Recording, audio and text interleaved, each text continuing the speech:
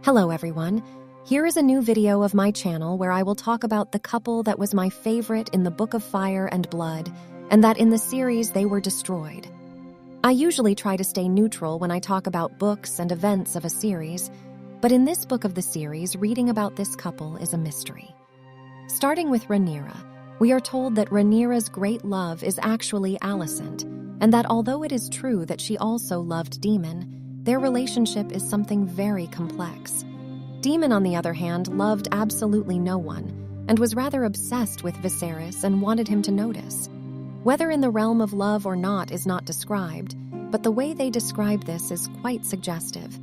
Anyway, reading about this couple in this book is like a maze with no way out, because they contradict each other. Some stories mention that they love each other, while others contradict each other. So I'm going to make this video from the logical that they don't love each other, given what I will relate below. Starting from the beginning of this relationship in the series, in the scene where Daemon gives the necklace to Rhaenyra, we are told that the scene was done well because it was an awkward scene, where everyone knew that what happened was wrong, because Daemon was older and she was a child. It's a bit curious that that's mentioned in that scene, being that Daemon and Rhaenyra are not the couple with the biggest age difference, and being that there are couples like Viserys and Aemma where Aemma married him at 11 years old, Rhaenys with Corlys, who in the Book of Fire and Blood had an age difference of 21 years, although in the series only 9, Viserys and Alicent too. But in the only part of the book of the series where it is mentioned that they tried to make an awkward scene, it is in this one because of the age difference. Not even in Laena's scene with Viserys. Coincidence? Continuing with the story, they jump to the part where Daemon is exiled, and here we are told, according to Sarah Hess's words, that Daemon feel a violently resent against Rhaenyra, and his first impulse is to kill her. But on the other hand, he didn't do it because he loves her, and he feels attracted to her. Then they skip to the famous brothel scene, from which we know that they removed some scenes where there was more romance between them. And this scene is the most contradictory thing to read in this book. You have to read it 10 times to understand one. First, we are told that at the moment that Daemon and Rhaenyra meet again, she feels amazed by this new world that Daemon shows her, and it was the only time she felt really free and happy. But at the same time, in a story where they give way to the Valyrian wedding, we are told that she felt traumatized by Daemon. Then they talk about the scene of Daemon killing Rhea Royce. This scene is the craziest and most satirical explanation that you will find in the book, because according to Ryan Condal's words, when he read the Book of Fire and Blood and read about Rhea's death, he immediately thought that Daemon had killed her. Then that became the truth for him. Here we are told that in the scene, Daemon wasn't sure if he was going to kill Rhea or not. However, Rhea felt that he was going to hurt her when he approached her horse, went to shoot an arrow at her, and then the horse got scared, making her fall. Daemon then decides to kill her, because she was what stood between him and Rhaenyra, the woman he loved at the time.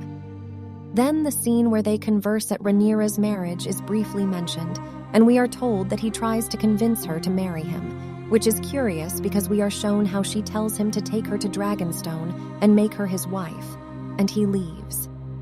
Time jumps, and we are told of their reunion in Marcata Riva at Laena's funeral, where we are told that 10 years have not dimmed the attraction between them. In between, there is basically no mention of Rhaenyra and Harwin in the book, but it is mentioned that Daemon had not found love with Laena, but had found peace.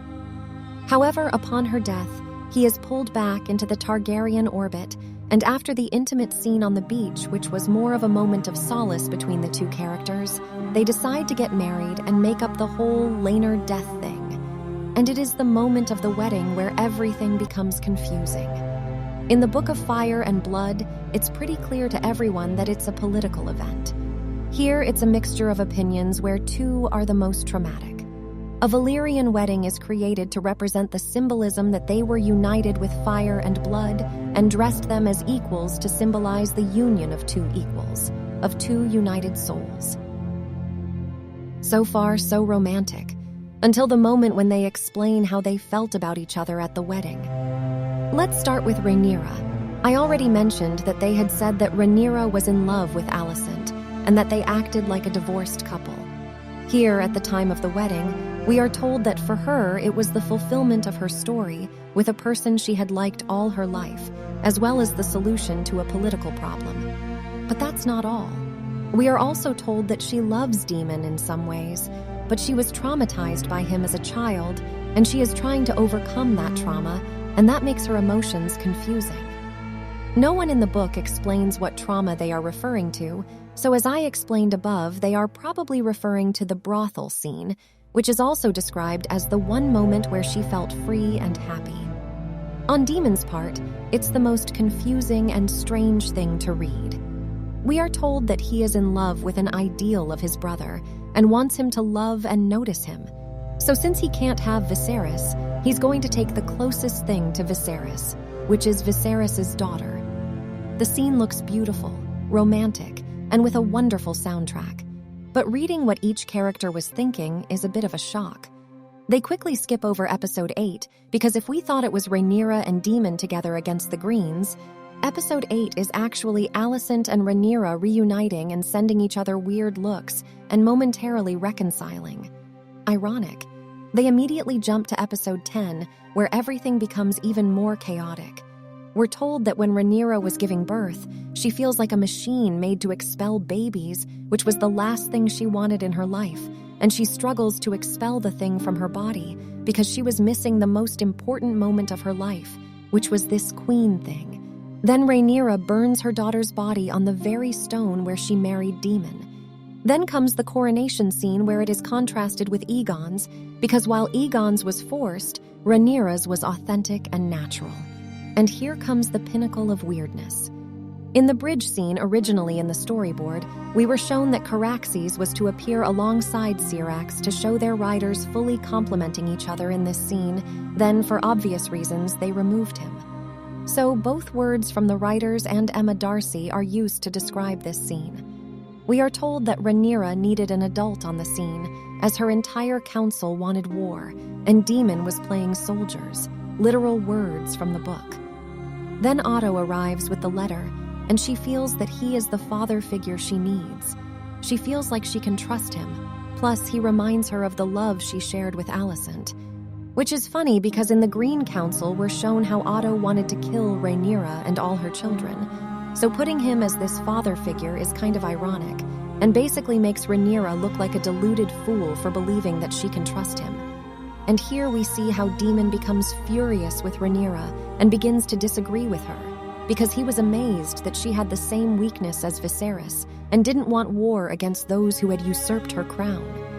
When she tells him about Aegon's prophecy, he chokes her. But here comes the contradiction, because we are told that he does not choke her, but chokes Viserys in his mind.